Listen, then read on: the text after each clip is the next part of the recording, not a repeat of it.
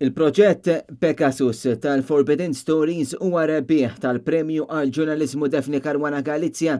Dan il-Premju tal-Parlament Ewropew ittella l-ewwel darba fl-okkażjoni tar-raba' sena mill-assassinju tal-ġurnalista Daphne Caruana Galizia.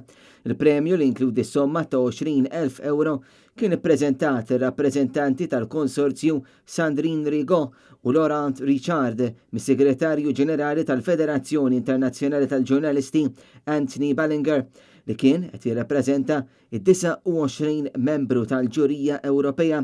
Preżenti għal premjazzjoni kien hemm uliet il-ġurnalista Daphne Caruana Galizia, Matthew u Andrew.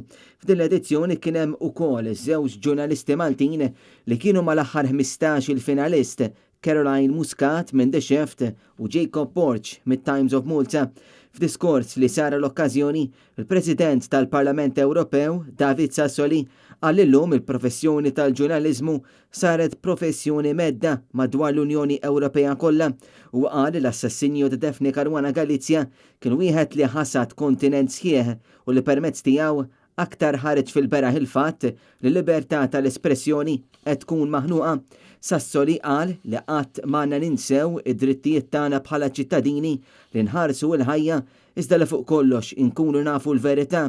Preżenti f'din l-ewwel edizzjoni tal-Premju għal ġurnaliżmu Daphne Caruana Galizia kien hemm ukoll il-Viċi President tal-Parlament Ewropew Roberta Metsola u l-Membru Parlamentari Ewropew David Casa. It-trofew ta' din l-edizzjoni kien maħdum mill-iskultur Malti Noel Gallia Bazin.